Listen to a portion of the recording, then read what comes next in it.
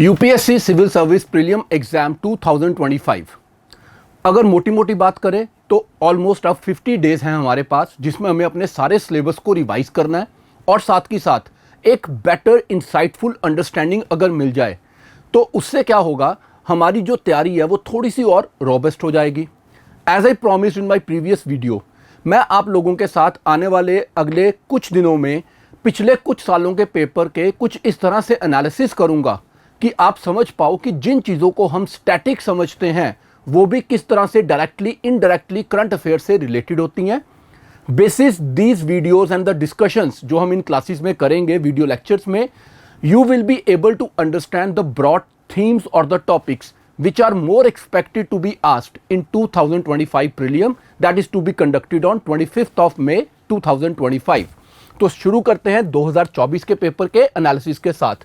तो एक क्वेश्चन आया 2024 के एग्जाम में, क्वेश्चन था कि डीलिमिटेशन कमीशंस जो हैं दिसंबर 2023 तक कितनी बार कॉन्स्टिट्यूट किए गए हैं। अब यहाँ पर ना एक बहुत ही सिंपल सा एक आइडिया जो कि बिगिनर्स के लिए तो बहुत ही इंपॉर्टेंट रहता है। बहुत बार स्टूडेंट्स आकर पूछते हैं कि करंट अफेयर कब तक पढ़े जाएं। तो पिछले साल भी पेपर मई में हुआ था और दिसंबर 2023 के लिए तो वो पूछ रहे हैं कि अब तक का बताओ, तो थोड़ा इससे आगे भी जा सकते हैं, राइट। सो मेरे हिसाब से पेपर से एक महीना पहले तक के करंट अफेयर तो प्री के लिए पढ़ने ही हैं। अब करंट अफेयर को छोड़ा कैसे जा सकता है, वो तो एक हैबिट बन चुकी है ना, हमने दिन के 1 से 1.5-2 घंटे रिजर्व किए हैं न्यूज़पेपर रीडिंग के लिए।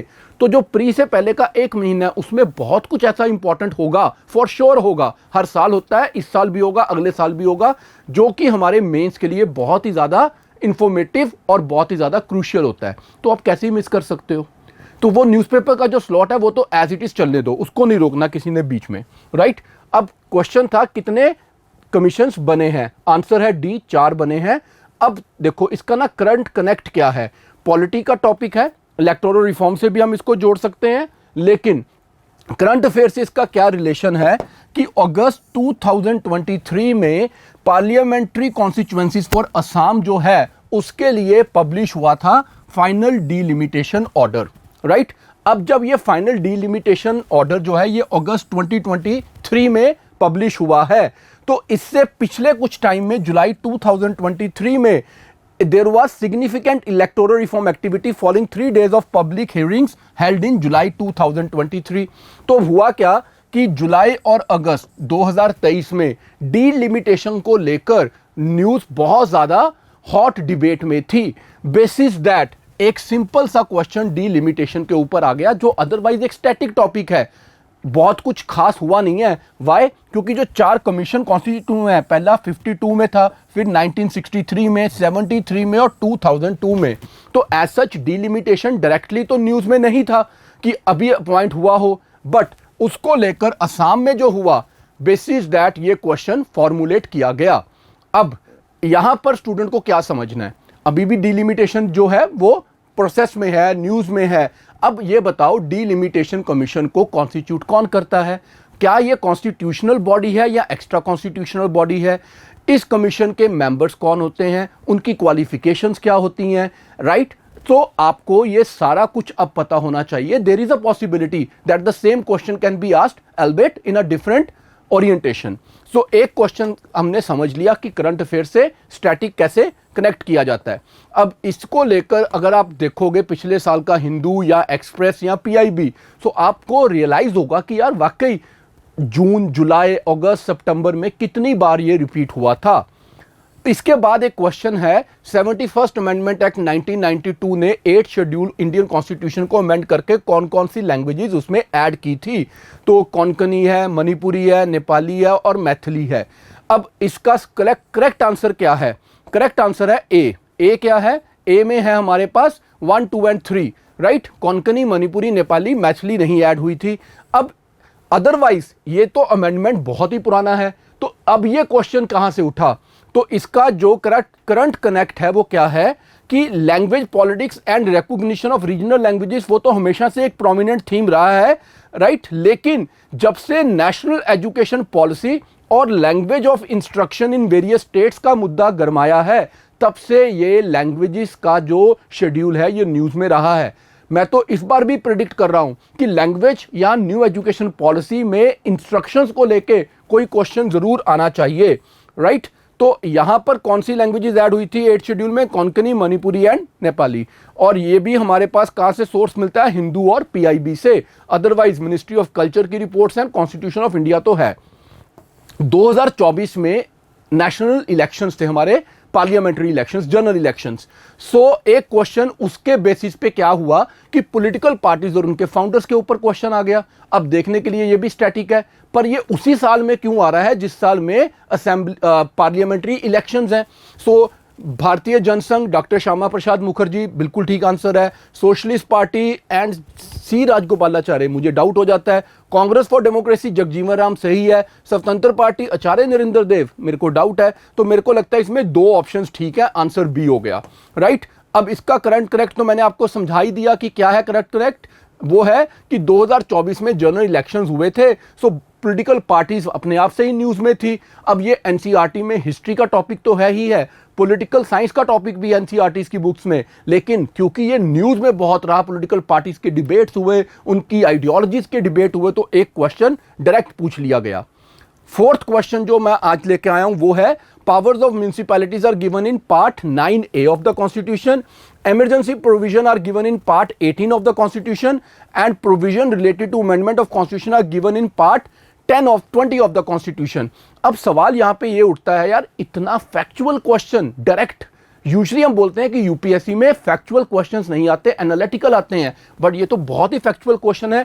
इसमें आपके पार्ट्स की इंफॉर्मेशन पूछी गई है, part 9A, part 18, part 20, right. अब इसका आंसर अदरवाइज डी है, राइट। सारी स्टेटमेंट्स जो है वो ठीक हैं, लेकिन अब सवाल ये उठता है कि इसका करंट कनेक्ट क्या था। करंट कनेक्ट था, constitutional interpretation has been central to numerous supreme court judgments in recent years. अब अगर हम बात करें, municipal governance has been particularly relevant with urban development initiatives like smart city mission and AMRUT. Emergency provisions remain in discussions around federal relations, while amendment procedures are frequently debated regarding constitutional changes। अब इस time पर specifically अगर आप उठाओगे the Hindu newspaper, तो उसमें इन तीनों parts के ऊपर you will find at least more than 2 different set of editorials as well as 2 different set of news pieces in 2023 at the beginning of 24। अगला क्वेश्चन था, which one of the following statement is correct as per the constitution of India? Interstate trade and commerce is a subject, state subject under state list, interstate migration is a state subject under the state list, interstate quarantine is a union subject under union list, corporation tax is a state subject under the state list। जैसे ही quarantine word आया तो आप समझ गए होंगे कि क्योंकि lockdown हुए थे, क्वारंटाइन हुआ था, तो ये जो टर्म है, ये जो एक पावर है या एक प्रोविजन है कॉन्स्टिट्यूशन का, ये न्यूज में डिबेट में रहा ही होगा, राइट। अब इसके ऊपर हम देखते हैं करंट कनेक्ट। तो एक तो कोविड-19 पेंडेमिक ने federal distribution of power specially regarding interstate movement restrictions and quarantine regulations को न्यूज में रखा, और इसके ऊपर काफी लंबे समय तक डिबेट चलता गया। It was not just in 2020, it continued in 21, 22 as well as in 23।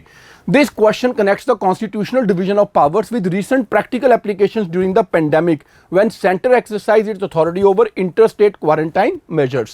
तो अब आपको यह समझना है, जैसा मैंने बोला कि दिसंबर 2023 तक का क्वेश्चन पूछा गया, so something that remained in news in 2020, उसके ऊपर भी 2024 में दोबारा से क्वेश्चन आ रहा है। तो आपको कुछ थीम्स को अंडरस्टैंड करना होगा कि वो कॉन्टिन्यूअस थीम्स हैं। जैसे कि अगर हम बात करें रशिया यूक्रेन वॉर की, 3 साल हो गए हैं, पर अभी भी वो ब्लैक सी के ऊपर, बाल्टिक स्टेट्स के ऊपर क्वेश्चन पूछेंगे, तो वो क्या होगा? वो करंट से ही कनेक्टेड होगा क्योंकि वो वॉर अभी तक चल रही है, right. Then there is another question, ये आया, under which of the following article of the constitution of India has the supreme court of India place the right to privacy.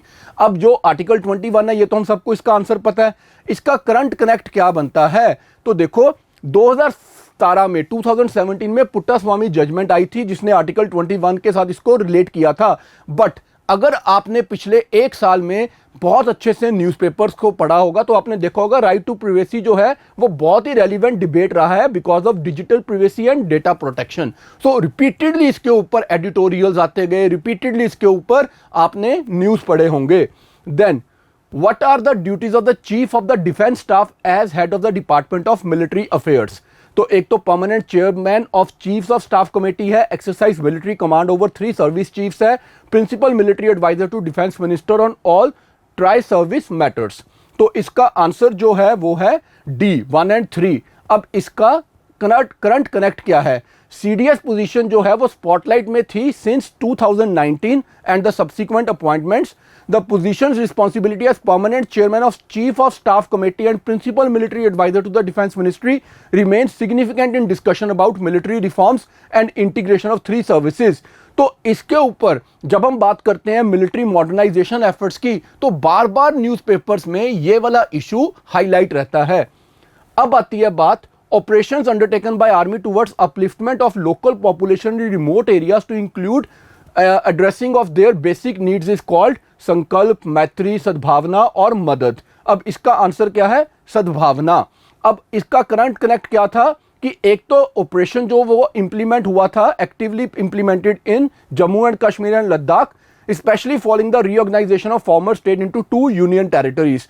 Recently अगर आप न्यूज देखो तो आर्मी ने goodwill schools, infrastructure development projects and education tour for children in remote areas के ऊपर भी emphasise किया था। तो ये भी एक करंट से रिलेटेड क्वेश्चन बन गया। The longest border between any 2 countries in the world is between Canada, USA, Chile and Argentina, China and India, Kazakhstan and Russian Federation. Answer simple, USA and Canada है।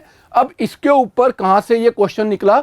While this is a static fact, international borders have been frequent news topic with migration issues, security concerns and trade relationship.